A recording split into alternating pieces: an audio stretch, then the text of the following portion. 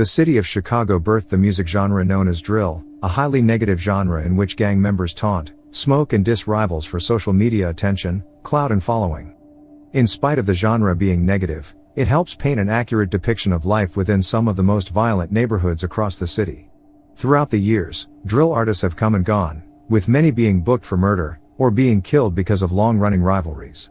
One such talented drill artist who left behind a bloody but memorable legacy was Shaquan Thomas, better known as the rapper Young Pappy. Young Pappy was a rising star on the north side of the city, releasing high-energy tracks in which he frequently dissed his opposition, and mocked deceased gang members. He was part of the insane Cutthroat Gangsters, who later changed their name to PBG, with this name honoring a deceased teenager. Speaking from personal experiences, he emerged as a compelling and distinctive figure, gaining attention for his raw lyricism, gripping storytelling, and unapologetic delivery. Tragically, he became a prime target for his ops, surviving multiple attempts on his life, before the timer ran out, and he was gunned down in 2015. Pappy's music continues to grow in numbers, and his impact to the Chicago drill scene is one of a kind, putting him in the Drill Hall of Fame, surrounded by popular drill artists like Chief Keef, FBG Duck, King Von, Lil Durk, and King Lil J, whom he once appeared in a music video with. His story is unique and tragic, being that Pappy was just one of 468 people murdered in the city that year. The city experienced a surge in murders that year, with the violence further fueling drill music videos and beefs. Raised by two parents, Shaquan Thomas seemingly had a good upbringing. His family was originally living on the south side of Chicago, before they moved to the north side of the city around 2004. Thomas was one of 8 siblings, and had a love of music from a young age. As he grew older, it has been said that Thomas went so far as to read a dictionary so that he could broaden his vocabulary and find words to rhyme in his lyrics. His brothers helped him with music, and later on, one of his brothers even made beats for him. Now, Chicago has always been a violent city, and Young Pappy's notorious North Side neighborhood was a turbulent environment, marked by weekly violence, including robberies, shootings and murders. Thomas would often get into trouble, with his first arrests being for weed possession. As time moved on, his arrests became even more commonplace. With the explosion of Chief Keef and the Chicago drill scene, Young Pappy saw an opportunity to capitalize on his talent for creating music. He had an innate talent for rhyming and storytelling, that provided him with an outlet for his emotions and a means to rise above his circumstances. Furthermore, the disrespectful trend of dissing dead people was becoming popular, and Young Pappy brought the trend to his neighborhood. At this same time, fist fights had escalated to shootings and murders within his community. As cliques were formed and border lines were drawn, Young Pappy decided to take music much more seriously. He had to pick between living a street life or living a life which actually led somewhere, preferably out of the city. Sometime after being released from jail, Young Pappy downloaded Audacity and bought a microphone. He was always being picked up by CPD and his popularity didn't help him stay free. Most people in his community loved him, and since he was social and funny, his music began to catch everyone's attention. In spite of him being popular, throughout his music career, the rapper would be consistently locked up on minor charges. Undoubtedly, CPD wanted him off the streets because of his reputation and music buzz. Young Pappy would receive a conviction for felony unlawful use of a weapon, being sentenced to 2 years probation. Shortly thereafter, Pappy would violate probation, being sentenced to a year in prison, although judging by his mugshots, it appears as though he never served a full year in prison. Mugshots show him in and out of jail, virtually every month, and it appears as though he was constantly being booked for new charges. However, he was now going from jail to prison. During the ride to the prison, he rapped on the bus, and whilst at Stateville Prison, Rico Reckless, another Chicago rapper, would claim that Pappy would routinely rap. On one occasion, older inmates knocked Young Pappy out because of some perceived disrespectful lyric.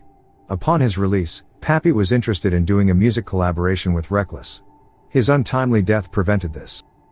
Realistically, drill music is what people crave, regardless of the real-life implications of the music. Unfortunately, drill music is a double-edged sword.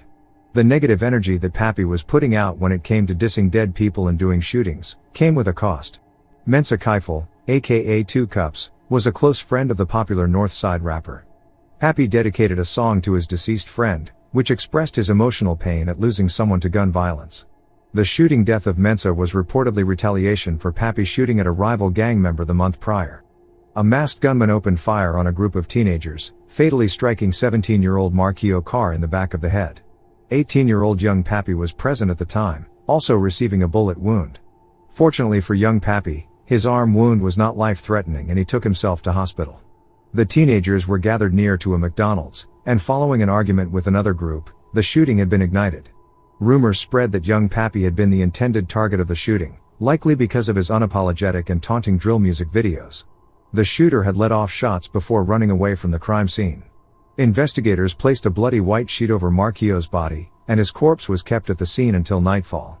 To everyone who knew him, he was a funny kid who was never involved in gang banging. Tragically, his affiliation with Young Pappy on this day is what likely got him killed. A rival gang member was cruising down the street when he and two passengers spotted Young Pappy close to a bus stop. Already a prime target, Pappy began running when 10 shots were fired by the teenaged passenger of the vehicle. Likely trying to prove himself to an older member, one of the teenagers crashed out, being handed a pistol, chasing and firing indiscriminately at Young Pappy. He had been told to quote, "With that t-shirt up." He missed, hitting an innocent bystander, 28-year-old Will Lewis, killing him outright at the scene. Sadly, Lewis had only recently moved to Chicago, and his partner now has to experience life without her man. It has been said that Young Pappy was about to be part of a deal with Atlantic Records on June 15th. However, whether true or not, Pappy wouldn't get to see this next-level elevation to his music career. Him and a fellow PBG member released a song titled Shooters in May. The song mocked the aim of rival gang members, who had failed to kill Pappy in the past. Tragically, someone was soon to shoot at Young Pappy, and this time, they wouldn't miss. Young Pappy was strolling down a sidewalk in his neighborhood when a mystery shooter snuck up and shot him twice in the back. The rapper collapsed and later died at the hospital. In the time that has since passed, speculation surrounding the reason behind his death has spread. Some point to gang rivalries, but others point toward people being jealous of Pappy and his upward music career direction. Throughout his life, Young Pappy experienced his fair share of highs and lows. CPD definitely disliked him, and a SWAT team had even raided his home, arresting over 30 people at his mixtape release party, weeks before he was murdered. They knew that it was only a matter of time before the rapper would be targeted again. Unsurprisingly, they had little sympathy for his demise. Contrasting this were Pappy's fans, who continue to rally behind his music. Pappy most definitely left behind a legacy. It should come as no surprise that his music was never going to be 100% positive, given his environment and personal life experiences. However, he lost his life due to the gang lifestyle and the negative energy that he frequently put out. He could have succeeded in other genres, given his versatility and ability to master any flow or beat, but the Chicago drill scene was popping, and I can understand why he'd like to take advantage of the attention on the city, crafting diss tracks.